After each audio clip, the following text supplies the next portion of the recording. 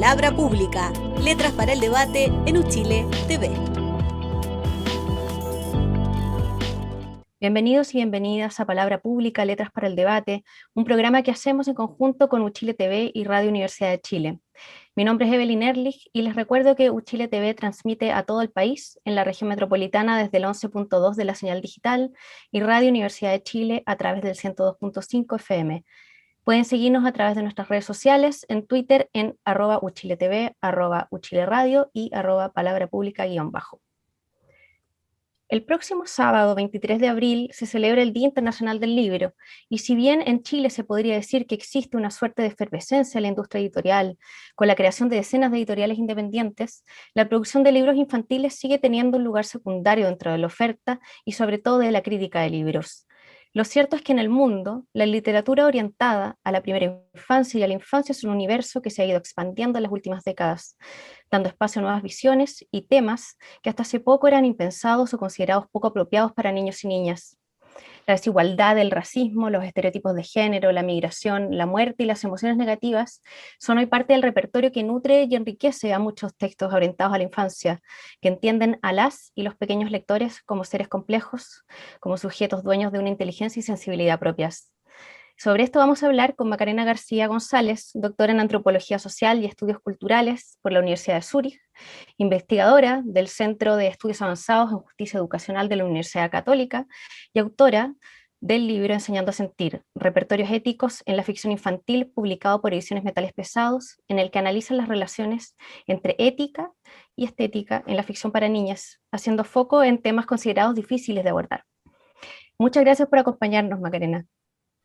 Muchas gracias, Evelyn, a ustedes y al equipo por invitarme. Un gusto estar aquí.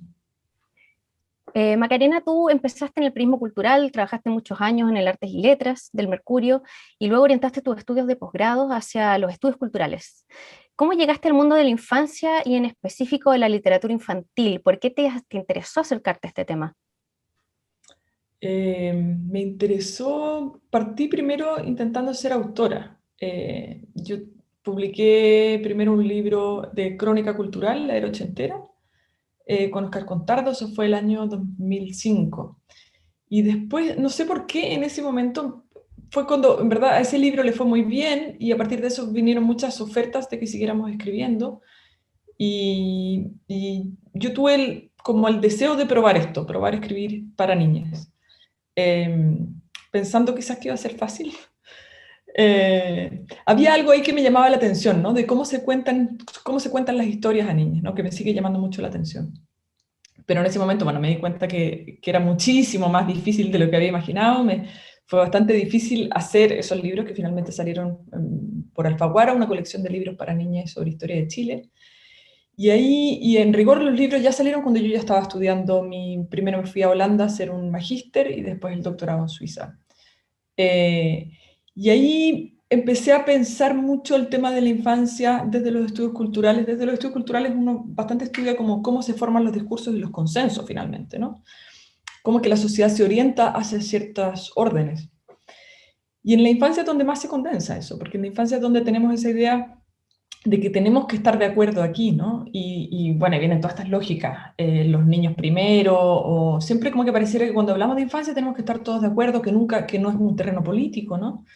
Existe toda esa idea. Entonces, desde ahí empecé a trabajar en estudios de infancia y estudios culturales de infancia, primero con la intención de hacer un trabajo histórico, y después, bueno, las cosas se van conjugando de esas formas en las que confluyen tantas cosas, ¿no? También tuvo que ver con encontrar muy buenas supervisoras, directoras, inspiradoras en los trabajos o grupos de estudio, que me terminó finalmente orientando a especializarme, por así decirlo, en literatura infantil.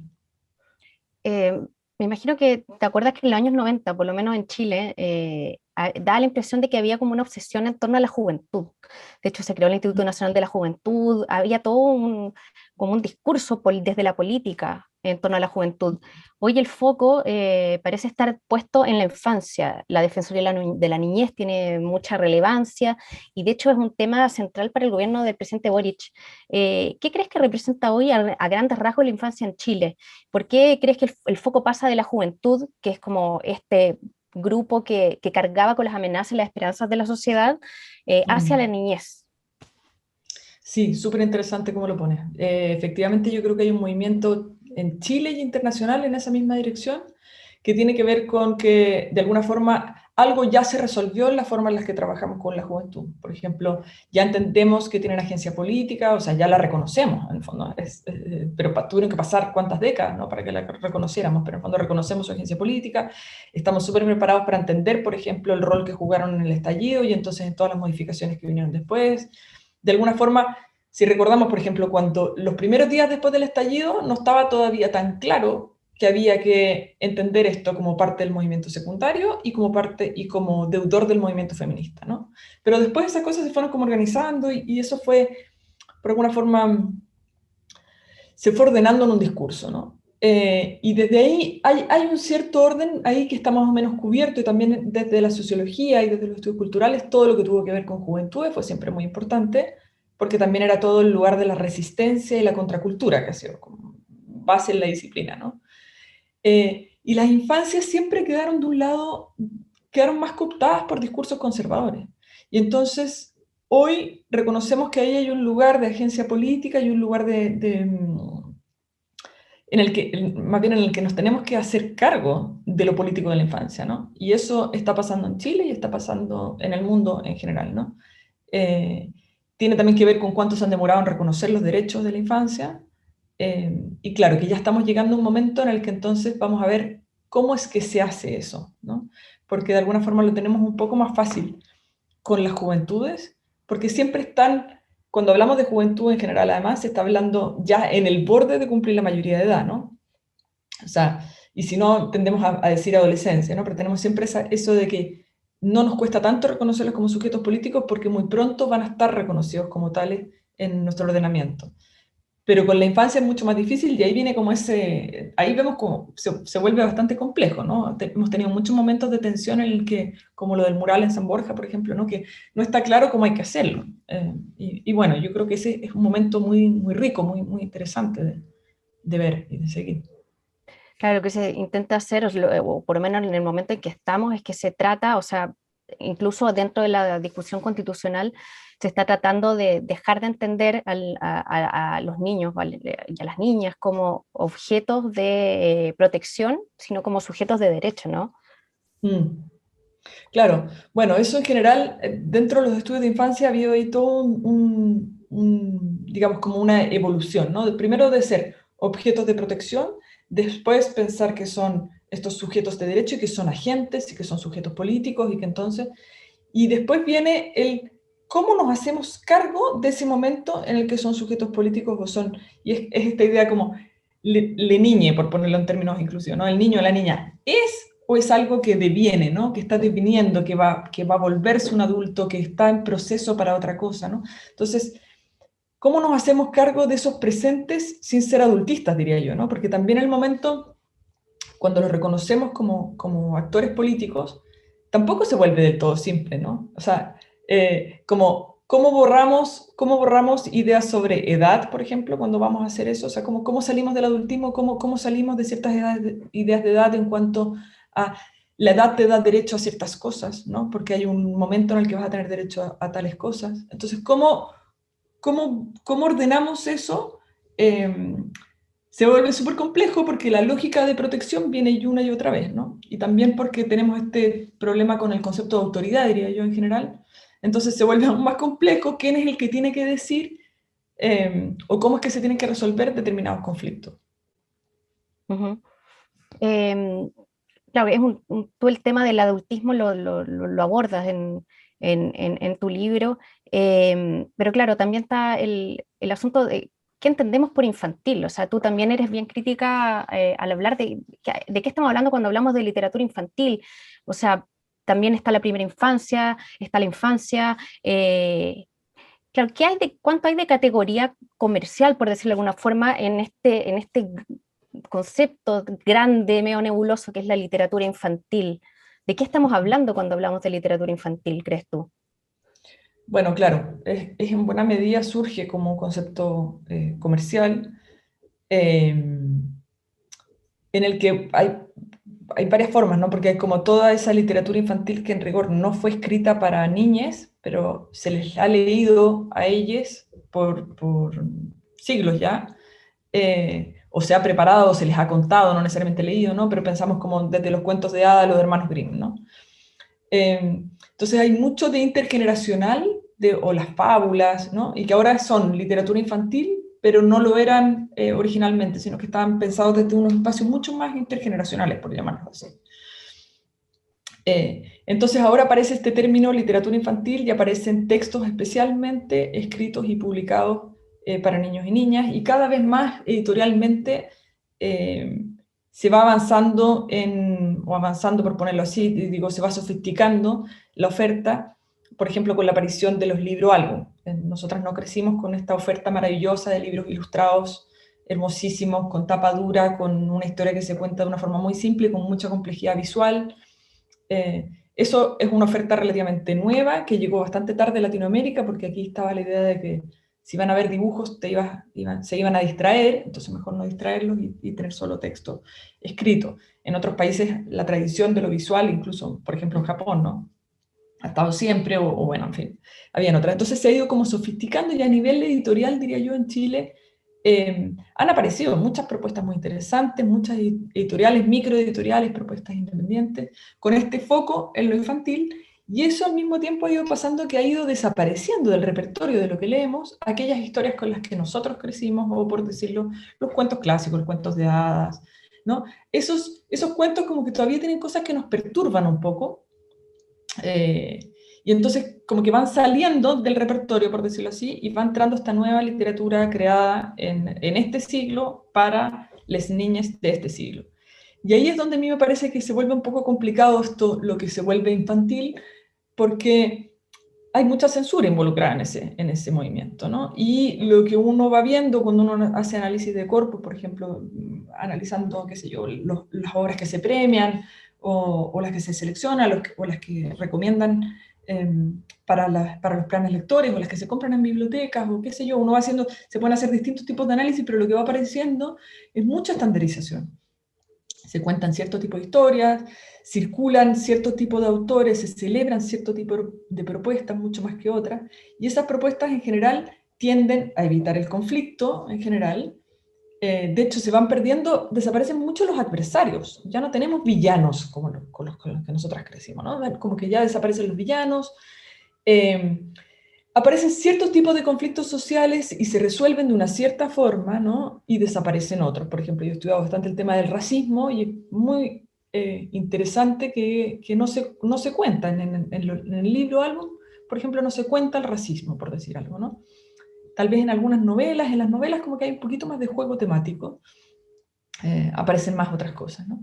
Entonces, claro, cuestiono un poco, ahora para cerrar la pregunta, ¿no?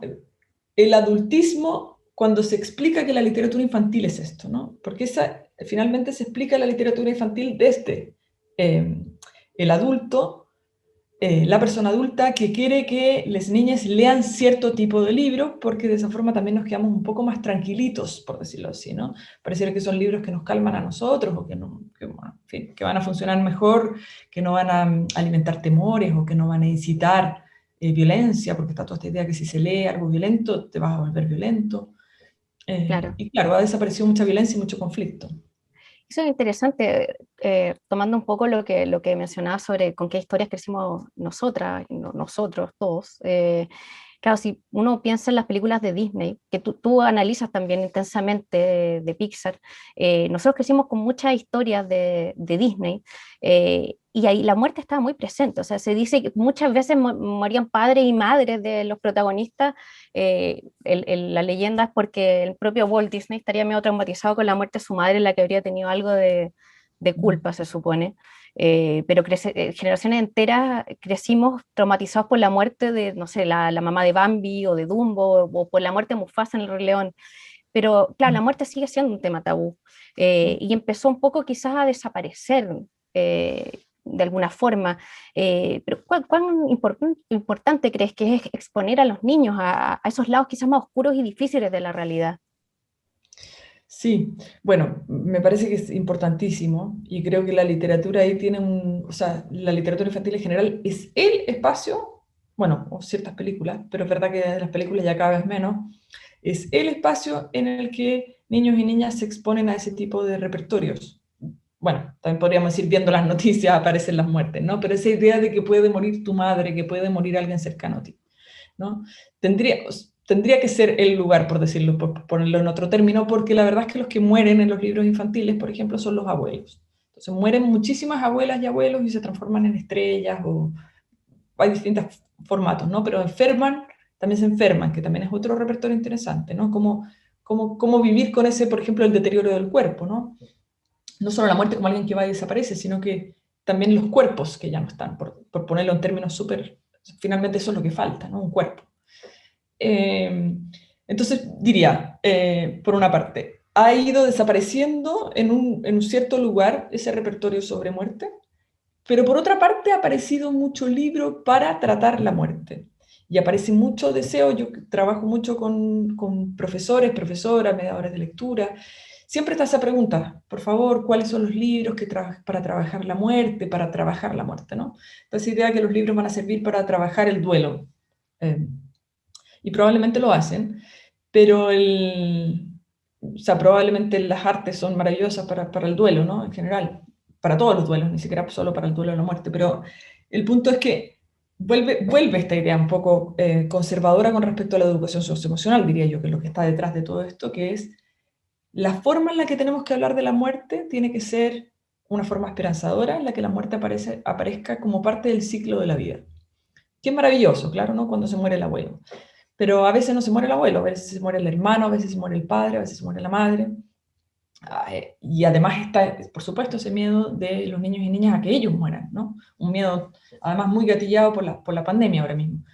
Entonces, lo que falta ahí es como ampliar el repertorio. Y hay libros maravillosos, hay un libro con el que hemos trabajado, un libro mexicano que se llama La madre, la muerte y la partida, son 2 libros en uno, en el que ahí la forma en la que es una forma totalmente cruda y totalmente transgresora de hablar de la muerte. Eh, y claro, cuando hemos trabajado con ese libro, cuesta un poco que el libro entre, porque de parte de las personas adultas hay una resistencia hacia, hacia historias que se piensa que van a ser muy violentas y traumáticas, pero son al parecer violentas y traumáticas para las personas adultas cuando están con niños leyéndolas, no sé cuán traumáticas, pero algo remueven más ahí que de parte de niños y niñas que en general casi que diría yo lo contrario, les fascinan, porque hay algo como un gore también ahí que fascina. Entonces, en términos generales diría, claro, falta más hablar de la muerte, a pesar de que estamos en un momento en que hay muchos libros que supuestamente habla de la muerte, o que lo habla, pero solo con un tipo de repertorio al respecto. Claro, cuando uno piensa en literatura infantil o de repente si uno ojea ciertos libros, claro, en general las producciones culturales, no solo los libros, también las películas, las series, no sé, dedicadas a la infancia suelen estar llenas de estereotipos de género o de visiones binarias del mundo, en el sentido de, no sé, el bien y el mal, lo masculino y lo femenino. Pero claro, tú estás mucho más interiorizada en ese mundo, conoces mucho más ese universo. Eh, ¿Cuánto se ha ido complejizando la historia para niños y niñas? Porque, por ejemplo, has dicho que una buena forma de elegir libros infantiles, que mucha gente te pregunta cómo elegir los libros, es que no hay que esperar que los conflictos se solucionen, los finales cerrados, todo resuelto, sino que también darle espacio a los y las lectoras para pensar y discutir, ¿no?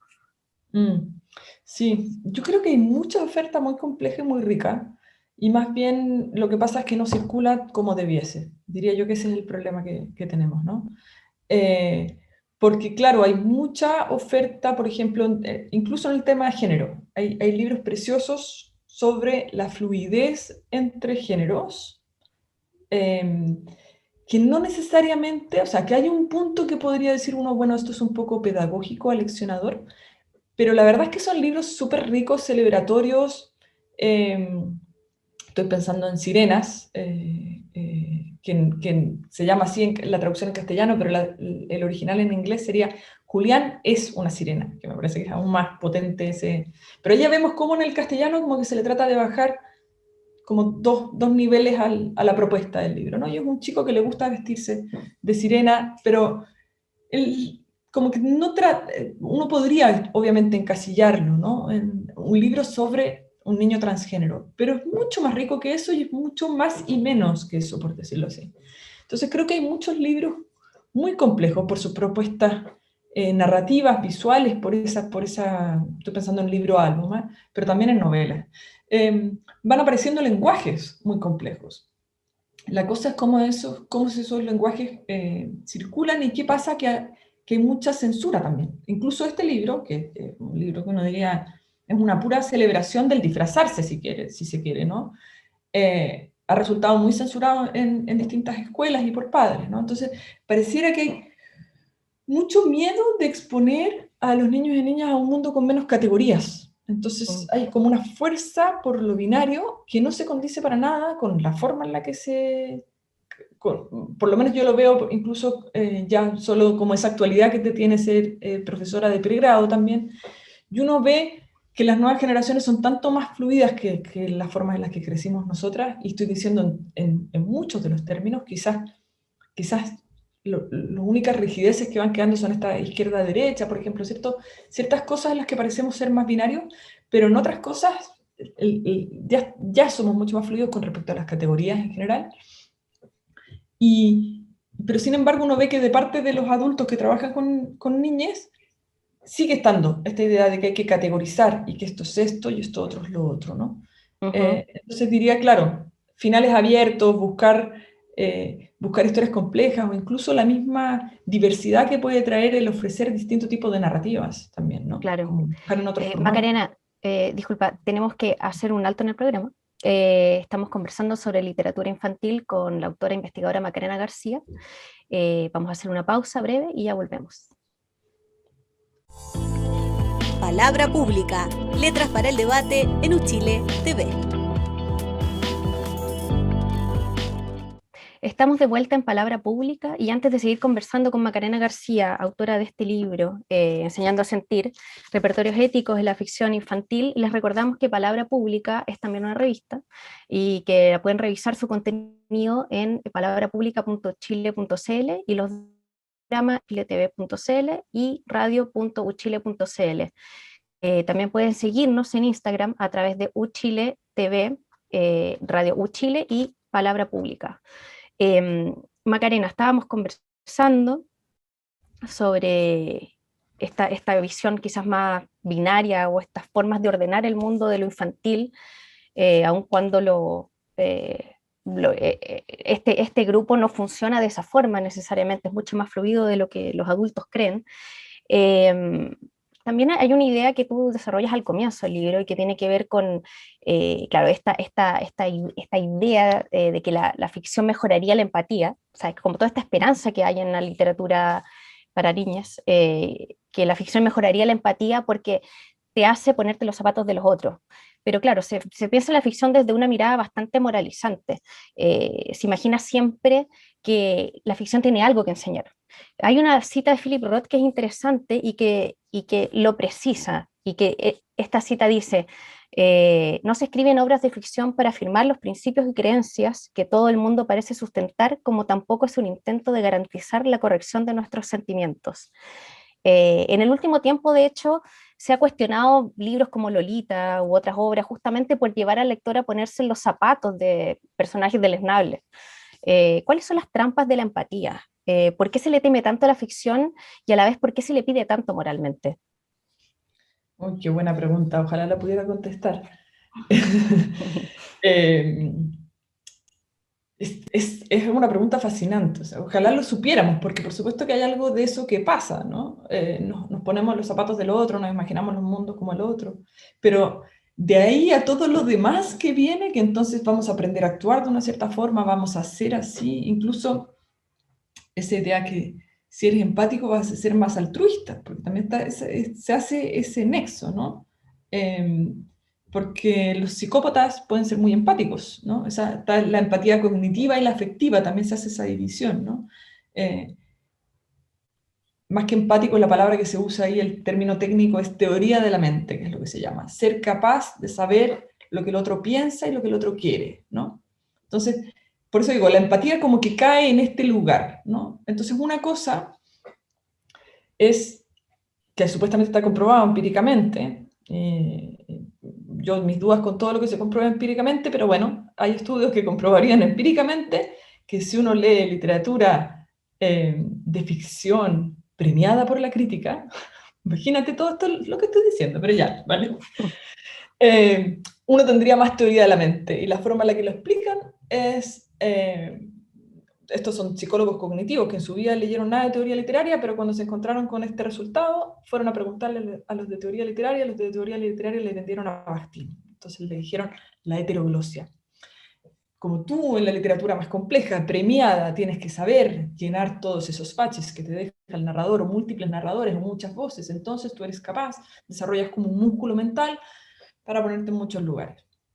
Y ahí tenemos una evidencia, ¿no? Y está esa evidencia de que te fomentaría la teoría de la mente. Ya, si creyéramos eso, que ya es cuestionable, porque cuáles son aquellos libros premiados por la crítica, y bueno, en fin, hay muchas cosas cuestionables, incluso si uno se pone a mirar esos estudios en detalle, pero si creyéramos eso, ¿cómo es que de ahí sacamos tantas conclusiones sobre que nos hace mejores personas? O sea, es un salto cuántico, ¿no? Porque, de hecho, esa capacidad para saber lo que el otro quiere o desea es precisamente lo que los buenos negociadores tienen para para tener su propio beneficio en una negociación con otra persona, ¿no? Entonces, bueno, me parece muy rara todos estos supuestos, ¿no? Al mismo tiempo, me parecen algo útiles, porque como una persona, en el fondo lo pienso solamente así, como yo crecí leyendo, amé leer toda mi vida, siempre me cayó bien la gente que leía más que la que leía menos, pienso, bueno, si esto va a ayudar a que en las políticas públicas aparezca esta idea de que hay que leer más, y bueno, algo bueno deberá pasar. Pero si uno mira los argumentos que se están dando, la verdad que no se sostienen mucho, ¿no? Claro, está esta idea de, perdón, No, dale, iba a decir algo. está esta idea de, claro, desde las campañas de fomento de lectores que hay que leer, como si leer ya fuera un ejercicio bueno de por sí, pero no tanto importa qué es lo que se lee, ¿no? El contenido, qué hay detrás de eso, como que se nos olvida un poco que operan ideologías también detrás de las historias. Sí, claro. O sea, de ahí baja incluso, ¿no? Esa sería una de las bajadas de la política, porque sería hay que leer, entonces no importa lo que leamos, porque si solamente leer, supuestamente te va a hacer mejor persona.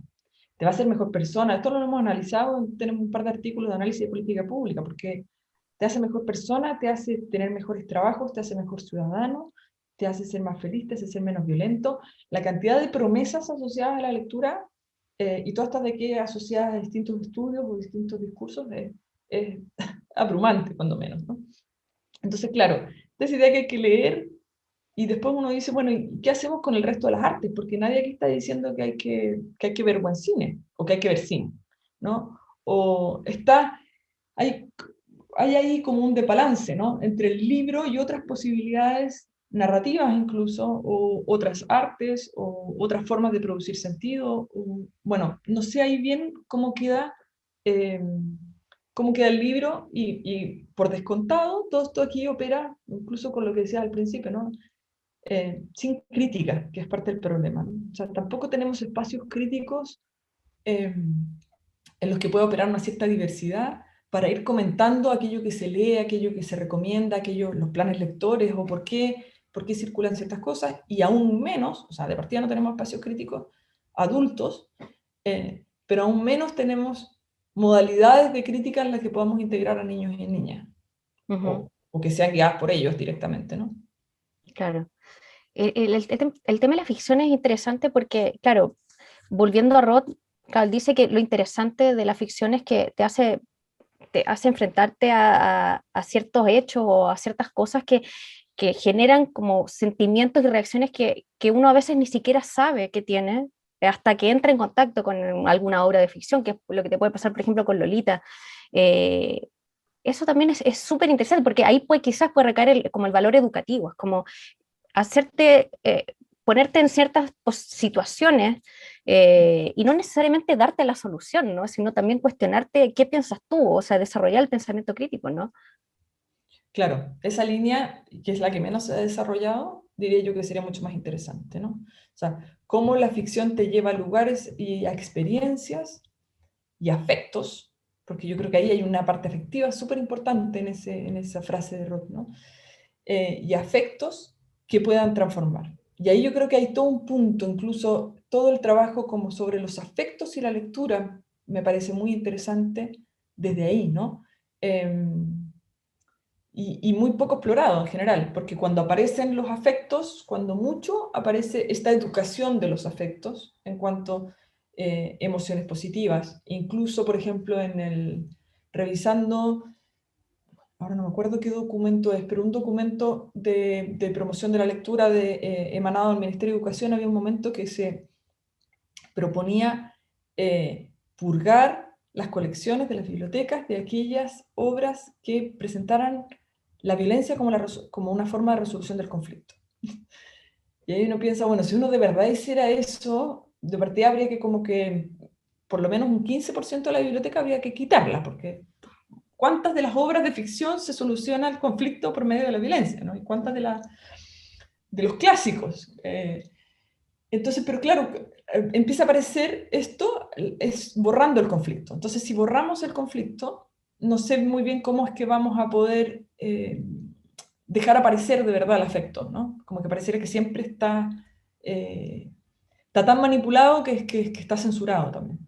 Claro, de hecho también, claro, si uno piensa en la infancia, la felicidad, o sea, el imperativo de la felicidad quizás es como el gran problema de la infancia, ¿no? El principal momento de la vida en que nos enfrentamos a esta obligación de ser felices, a que todo tiene que ser feliz, que los niños tienen que ser alegres, y las historias tienen finales felices.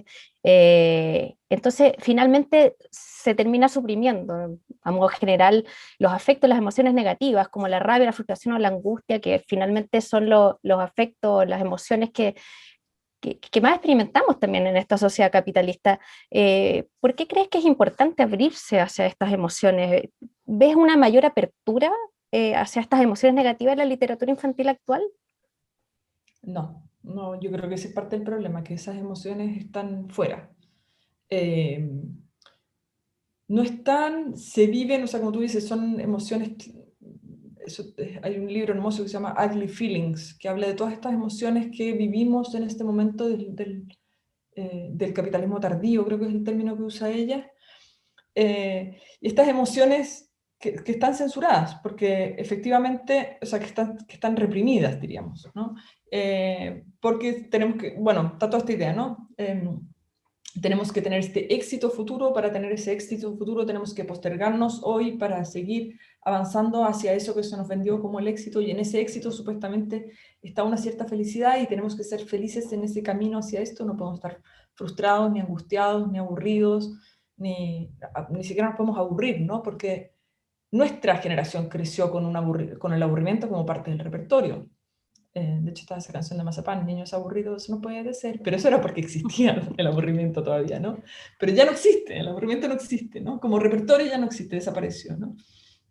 La frustración un poco más, y ahora, claro, está apareciendo la ansiedad como afecto, porque no tenemos otra, porque está explotando, porque ya son demasiadas las crisis de ansiedad de parte de niños y niñas, de hecho, y bueno, esto a propósito de la pospandemia, ya nos meteríamos en lo que están diciendo las alertas que ponen las psicólogas y los psicólogos. Pero claro, están todas estas emociones difíciles que no aparecen, que aparecen muy poco, porque además, nuevamente vuelvo al mismo tema, darle con la misma tecla, pero es que si no tenemos conflicto, si en verdad no podemos ahondar en la profundidad del conflicto, cualquier emoción o cosa difícil que aparezca va a ser solucionada rápidamente. Entonces sí tenemos, por ejemplo, algunos libros sobre rabias y rabietas, que aparecen mucho también por un deseo comercial de necesitamos un libro sobre el enojo de los niños y niñas para tratarlo con aquellos niños que se enojan, ¿no? Pero generalmente en esos libros también esa rabia se soluciona bastante rápido. Y entonces, como que no sé si funciona, ¿no? Claro. Si tienes mucha rabia y te la van a solucionar rápido, es que no te van a solucionar la rabia, ¿verdad? Claro, claro, está como esta tendencia como a querer resolverlo todo al final. Claro. Y en ese sentido es súper interesante el análisis que hace en los textos orientados a niñas, que son textos que se autoproclaman feministas, como este famoso cuento de Buenas noches para niños rebeldes. y que claro, que al final resuelven el problema de la igualdad como algo súper simple, que es como todo depende de ti, que esto es algo muy típico del discurso del feminismo liberal, ¿no? No es algo estructural de una sociedad patriarcal, sino que depende del esfuerzo individual. Eh, claro, y la pregunta es, nuevamente, o sea, ¿por qué seguimos entendiendo estas cosas así? O sea, ¿por qué sigue imperando como quizás este discurso más simplista en los libros infantiles? Esa, yo creo que es una pregunta muy importante porque llama mucho la atención que después de ya por lo menos una década de complejización del discurso feminista, ¿no? En cuanto este se transfiere a las infancias, a las niñas y las niñas y los niños, aparece con este tipo de, bueno, de simpleza y de violencia incluso, podríamos decir, ¿no? Porque este discurso es bastante violento al final, ¿no? Tienes que ser, porque además en estos libros, si uno los analiza, es como que tienes que ser guapa y capaz. Ni siquiera es que quiten el guapa porque te vuelvan supercampeona, pero hay varios que es como, yo gano ya, como termina por ejemplo, la biografía de una de las dos mellizas Williams, pero una de ellas habla y dice algo así como, no me acuerdo, es como... Sí, lo citas en el libro, eso. como Es algo como, como soy guapa y sí, soy... tengo y gano. éxito, soy linda y sexy, no sé. Sexy, claro, como Claro. las tengo todas. O sea, entonces, la demanda es cumplir con la expectativa patriarcal de ser mujer y cumplir con esta expectativa supuestamente no patriarcal, pero del feminismo liberal, de lograr el lugar de posición de poder del hombre, al tiempo que tienes que cumplir también con la anterior, por decirlo así. Hay mucho de optimismo cruel ahí, ¿no? Tremendo, tremendo, Sí. sí. Entonces, claro, me parece que en una vuelta casi que podríamos decir esto ya es violencia, porque este modelo exige, ya exige mucho más de lo que, o sea, es aún más exigente, ¿no? No se trata ni siquiera de que abra espacio para las mujeres, que sería como la premisa del feminismo liberal, sino que exige las dos cosas. Bueno, me llama mucho la atención entonces que no hayan relatos más complejos, que esto no se haya criticado antes, porque digo, yo dije, tengo que hacer algo de esto y no encontré críticas a este libro o el Cuento de Buenas noches para mujeres rebeldes, para niñas rebeldes. Es un éxito internacional. Entonces me llama mucho la atención que no haya suficiente ruido al respecto de esto, ¿no? Eh, y lo que pienso, o sea, lo que puedo pensar es que, claro, porque finalmente, o sea, la razón, la explicación que daría es ese el complicado cruce entre infancias y feminismo, ¿no? Que ha sido siempre súper complicado porque resulta que en cualquier momento la mujer va a volver a ser la única que está a cargo del cuidado, como que habría que independizarse de esa asociación mujer-niño, ¿no? Entonces, para hacer eso, nos dejamos de preocupar de las infancias y vamos a pelear a otro lugar y ya veremos en qué momento podemos volver a ocuparnos de las infancias, ¿no? Me pareciera que cualquier vuelta a eso sería una vuelta a lo doméstico, bueno, a los cuidados, a las maternidades intensivas, en fin. Entonces, eso es la explicación que me doy, pero me parece muy raro que no haya habido más rollo, ¿no? Y quizás también tiene que ver con que también de parte del feminismo, o sea, que el feminismo liberal igual sigue teniendo mucho fuelle, ¿no? Sigue teniendo mucho espacio, incluso en juventudes, ¿no? O sea, tampoco creo que lo hayamos superado como se supone que lo hemos superado.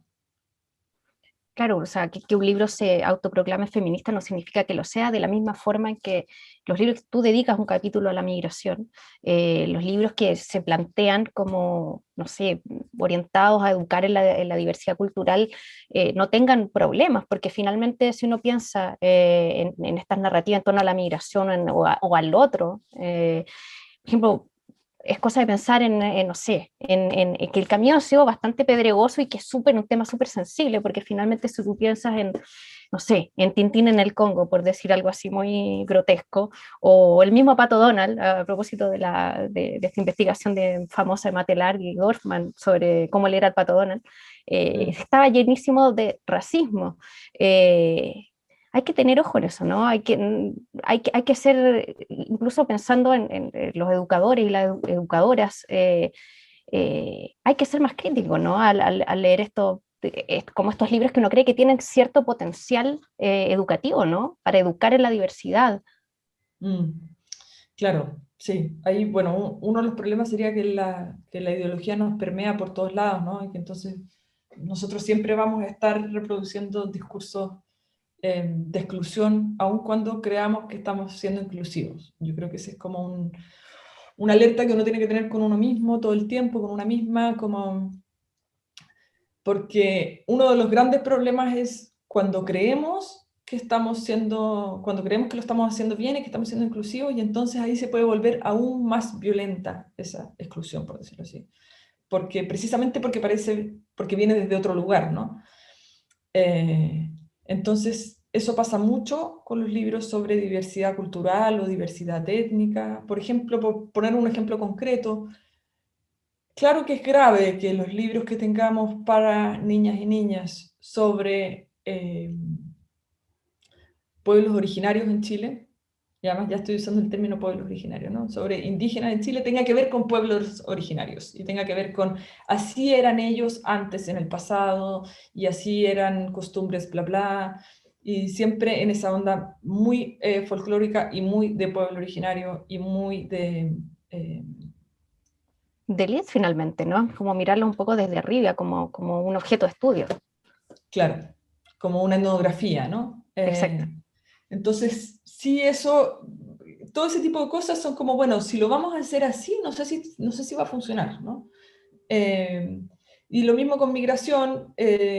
Yo con migración, por ejemplo, he trabajado con profes en escuelas con alto número de estudiantado migrante y llevándoles libros para trabajar con migración, libros complejos, libros que de verdad tienen mucho potencial los libros, pero aún así se vuelve muy complejo cuando esos son libros para trabajar la migración, porque nos encontramos con que muchos profes, o sea, es tan difícil, pero es el marco referencial ya aparece, ¿no? Entonces, este libro nos va a explicar cómo fue difícil para fulanita y fulanito llegar hasta aquí. Fulanita y fulanito quieren contar su historia, fulanito y fulanito... ya estamos de contar la historia, de ser el extraño de que va a contar, y que ahora se supone que el libro te ilustra lo que tú, pero el libro... Entonces, todo eso... diría yo que es el riesgo un riesgo general de usar la literatura para manejar, sí, para manejar, diría yo directamente, la diversidad, o para trabajar la diversidad, ¿no? Claro, y la historia también, porque la historia siempre ha sido un territorio de disputa. Justamente tú mencionabas, que sí, por ejemplo, el caso de los mapuches, hasta no hace mucho tiempo atrás se hablaba de pacificación de la Araucanía en los libros de historia para niños y para jóvenes. Y claro, tú abordas en un capítulo del libro el tema de la memoria en Chile, que es un problema que ha existido desde hace muchísimo tiempo. ¿Cómo le hablamos a las nuevas generaciones sobre un pasado dictatorial que fue silenciado o cubierto con eufemismo para lograr una convivencia pacífica? Eh, ¿Con qué te encontraste en esas lecturas que analizaste sobre la memoria en el caso chileno? Bueno, yo diría que tenemos un corpus muy rico, que después de que yo hice ese análisis también siguió creciendo. Eh, Creo que a propósito de lo difícil que es y este miedo a la censura adulta, porque en el fondo yo creo que son todos textos que se publicaron también en un contexto de que de esto no se puede hablar, por primera vez vamos a hablar de esto a las niñas. Entonces, fueron también textos muy poéticos, de una gran complejidad entre la relación entre lo verbal, lo visual, el tipo de historia que cuento, los espacios que dejo, y textos, muchos de ellos que también casi que operan como memoriales. Eh, Tienen una performance en sí mismo, por decirlo así, ¿no? Y en algunos casos tiene que ver, por ejemplo, hay un poemario de María José Ferrada que usa los nombres de pila de niñas que fueron ejecutados o desaparecieron en dictadura, y el libro no dice nada, simplemente al final está la lista y la explicación, pero el libro, si uno lo lee, nunca lo va a leer como un libro que tiene que ver con la dictadura, con la violencia de Estado, ni con... Entonces hay muchos juegos así que se hicieron que me parece que son muy ricos en términos de la propuesta artística misma, pero también muy ricos, incluso si los pensáramos como objetos pedagógicos, porque son muy abiertos y nos permiten hacer muchas cosas y permiten también, son muy buenos para traficarlos también, porque permite que lleguen a más lugares probablemente que si contaran las... Bueno, y quizás lo que es más rico es que hay una gran diversidad. También hay otros libros que van a contar las cosas que se van a hacer cargo, digamos, de formas más explícitas o de formas más situadas, ¿no? Entonces diría yo que tenemos un corpus ahí riquísimo, súper rico, y es un corpus también muy rico para hablar de muerte, por ejemplo. Entonces ahí hay buenos cruces, ¿no? Porque como pareciera que si hablamos de muerte tenemos que hablar del abuelito, que no, podemos hablar de violencia de Estado y vamos a hablar de muerte y vamos a hablar de varios dolores juntos, de los que, a los que tenemos que atender, ¿no? Y a con los que tenemos que saber vivir, por decirlo así. Ujú.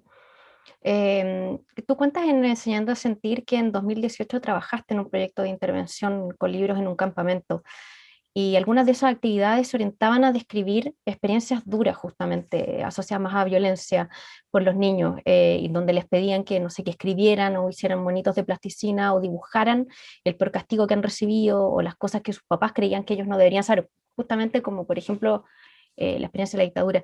¿Qué te llamó la atención de esa experiencia? Bueno, esa experiencia fue súper rica. Yo diría que lo que más me llamó la atención era, en primer lugar, mi dificultad para entrar a ese espacio, por decirlo así, ¿no? También como reconocer la brecha que hay entre ser académica y estar trabajando haciendo una intervención en un campamento. Entonces fue una experiencia muy rica de qué lugar podían tener ahí, en primer lugar, estas lecturas, estos libros, y en segundo lugar, esas preguntas que íbamos haciendo, ¿no? Y qué tipo de cosas iban a salir. Y en algún lugar no son tan distintas del tipo de respuestas que hay en otras escuelas a estas mismas preguntas. Por ejemplo, el castigo siempre es dejarte sin celular. Ese es el peor castigo. Entonces, el peor castigo no cambia, por decirlo así. Pero sí hay como cuando uno entra en estos espacios mucho más marginalizados, hay una intensidad de la marginalización con la que yo diría que a la que debiéramos entrarle más, porque es bien difícil quería decir esta palabra que sería como de poder ver, de poder contar, ¿no? De poder contar de una cierta forma, ¿no? Porque son espacios sumamente intervenidos por todo tipo de asistente social, entonces hay muchas miradas que te van a contar lo que ahí sucede, y de parte de quienes allí viven o allí trabajan también hay muchas formas en las que yo aprendo a contarte mi vida de una cierta forma, ¿no? Entonces diría yo, bueno, fue una experiencia riquísima, que dio mucho para pensar en distintas infancias también, y también en cómo también tampoco son tan distintas, por decirlo así. Macarena, lamentablemente se nos acabó el tiempo. Te queremos dar las gracias por esta conversación muy interesante. Macarena García, como les contamos, es investigadora del Centro de Estudios Avanzados en Justicia Educacional de la Universidad Católica y autora de este libro que les recomendamos mucho, que se llama Enseñando a Sentir, repertorios éticos de la ficción infantil. Muchas gracias. Muchas gracias también a todos y a todas quienes nos siguieron hoy a través de UChile TV y Radio Universidad de Chile. Recuerden que UChile TV transmite a todo el país, en la región metropolitana, desde el 11.2 de la señal digital, y que pueden escuchar Radio Universidad de Chile a través del 102.5 FM. Los invitamos también a leer la revista Palabra Pública y les damos las gracias por acompañarnos y que tengan una buena semana. Palabra Pública, letras para el debate en UChile TV.